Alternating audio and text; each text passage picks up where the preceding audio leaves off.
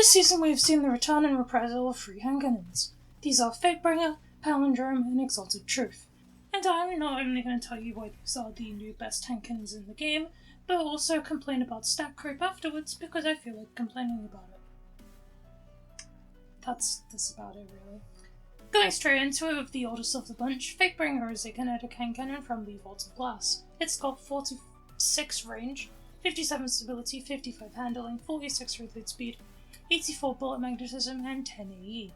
In the third column it's got osmosis, opening shot, keep away, rewind rounds, to the pain, kinetic tremors, and explosive payload. Whilst in the fourth column it's got frenzy, eye of the storm, firefly, one for all, magnificent howl, precision instrument, and elemental honing, which gives you a scaling damage increase when you deal damage of a unique element, with a bigger increase if using a kinetic weapon, like Fatebringer is.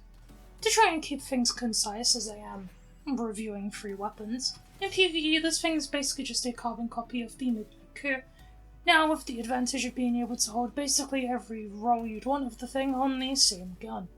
Although I personally would still argue that those vault slots are outweighed by Midnight Coup having the option of swapping to shoot-to-loot in the middle of an encounter.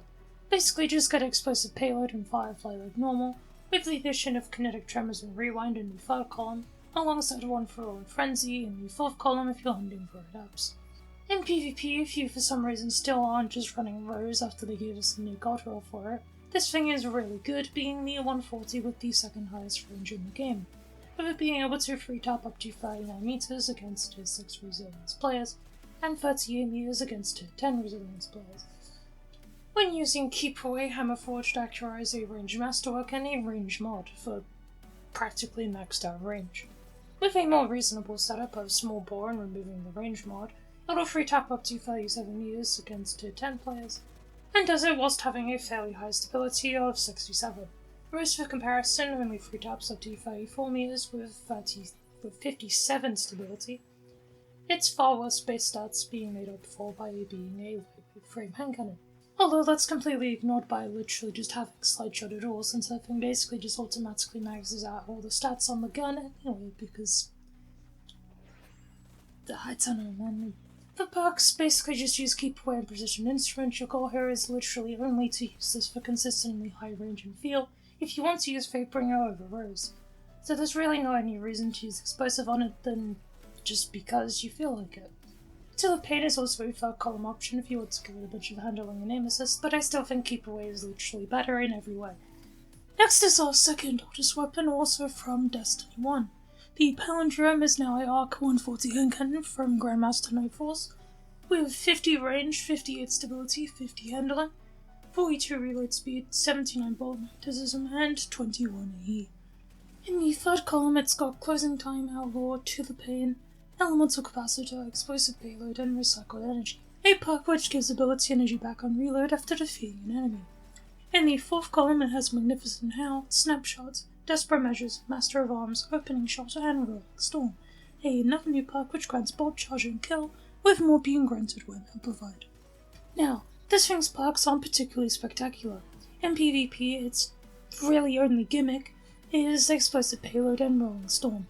However, this is a pretty bad roll, as Explosive is alright for the 10% extra damage, but Rolling Storm is inherently flawed with its lack of ability to proc Bolt Charge on its own, and no secondary effect, making it effectively dead on arrival in that mode, despite Bungie trying to make it a PvE weapon since it comes from the Nightfall Ball. In PvP, the perks are also not very good, at least by 2025 standards. I'd argue there's basically 2 ways of going. You can either use the Astacross roll or the Explosive Payload roll. The Astacross roll is using To the Pain free handling and aim assist bump to further improve Palindrome's feel, with a 20 stat increase to both stats when capped out, and then Master of Arms to give it 2-head 1-body capabilities, which does give Pally a sort of reason to exist with a unique roll, whilst the other roll is just using Explosive Payload for extra flinch, and Snapshot so you can ADS quickly, and is a very simple dueling roll you will see in the background gameplay most likely. The final weapon of today's discussion is Exalted Truth, a Void 140 handcannon from Trials, which has 50 range, 58 stability, 55 handling, 47 reload speed, 72 bullet mag, and 22 AE. In the third column, it's got Rivalry Engaged, Keep Away, Lone Wolf, Moving Targets, End Moment, Destabilizing Rounds, and Slide Shots. Whilst in the fourth column, it has One for All, Repulsor Brace, Eye of the Storm, Demoralize, Magnificent Howl, Opening Shot, and Precision Instrument. In PvE, it's an unbelievably easy choice, just use Destabilizing in your pick of Demoralize, One for All, or Repulsor Brace, and have fun with the current best stat primary in the game, at least in my opinion. In PvP, it's also a fairly easy choice. Keep Away is nice for range, Lone Wolf is nice for aim assist and AE, Slide Shot for the best stats in the game, and End Moment for flinch resist and recoil. And then just use Precision Instrument in the fourth column, as there is almost zero reason to use any of the perk when this is an option. Than a weapon, honestly. This handcannon is the best PvP energy handcannon right now due to its stupid good perk selection rivaling the competitive weapons for PvP perks, and having access to an origin tree which just negates its one disadvantage on a statistical level, being zero synergy as it gives it flinch resist and extra handling. So it's really good, honestly. Now I got to complain about it. Hopefully on screen should be an image of a bunch of other 40 handcannons, including the previous non-enhanced versions of Pally, Fatebringer, and Exalted Truth. These should be with their stats and perks and a 5 of 5 cultural without perks active and a ballistic mod if that is available too. Now, something you'll notice is that almost every handcannon is just worse than the 3 previously discussed handcannons by fairly noticeable margins, especially when considering the ideal role of Exalted Truth mixes out its range and stability completely, putting the other weapons even further behind it. With Rose being the only competitor also having Slide Shot, but getting beat out via not having Precision Instrument on the range department. Which is where the problem lies, I feel. As whilst power creep has always been a thing in Destiny 2 and newer stuff will always be better than older stuff, since that's just how the game works, we're getting to a point where, once again, this is just too much. We're now running around with weapons that are so good you basically have to use them or get swamped out because they are at such a statistical advantage over the others, whilst also having the maximum possible ease of use due to the incredibly high stability they have, which basically matches or exceeds their range stat, something that has basically never been seen on handcannons, considering 60 was incredibly high prior to the ballistic mod existing. But now we are at the points where we're getting 70-80 range stability splits that are becoming more and more common.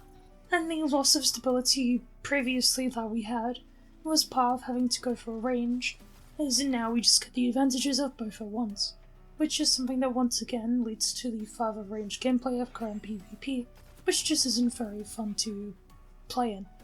Something like Austringer, a handcannon that was reprised in Haunted, should be an anomaly, and I shouldn't be able to run around with a high stability, high range, decent handling handcannon with zero downsides. That competes in the same distance as a 120 will spend most of their time in. And when they arguably do it better than 120s, that in my opinion is just bad balancing and something that honestly needs changing. This also means that any handcannon that isn't even better than Exalted Pally or Fatebringer is basically going to be useless and dead on arrival, as anything less than them just isn't competitive because of how good these are. Another example of this is the new competitive pulse rifle, the Redrix S-Stock. Compared to Battler, a already high stat pulse rifle, especially compared to other 450 pulse rifles, the Redrix S-Stock has better range, better stability, better handling, better AE, better bullet mag, and with better perks, as instead of needing to use kill clip and perpetual motion, the S-Stock instead has sword logic and Zen moment, removing the need to get any good stability at all, and even reloading after a kill, which was something that sort of balanced the battler out, as you could actually get caught off guard if you weren't being careful. It is just an objective direct upgrade in literally every way, and its stat package just running around is teetering on the absurd with nearly every bar maxed out. Just bad neutral game. Redrix S-Stock gets even sillier once you look at the other 450s like Chattering Bone, where the difference becomes 18 range, 26 stability, 7 handling, 11 aim assist, and 13 AE. And again, much better perks and usability, as arguably the best role in the Chattering Bone is Kill Clip and Headseeker, which does sound really nice, but when you've got much worse stats and the perks on the other gun just do everything it does but better in the same weapon slot, there's basically no reason for Chattering Bone to still be in the game outside of personal preference, which is something that has become more and more common, especially recently.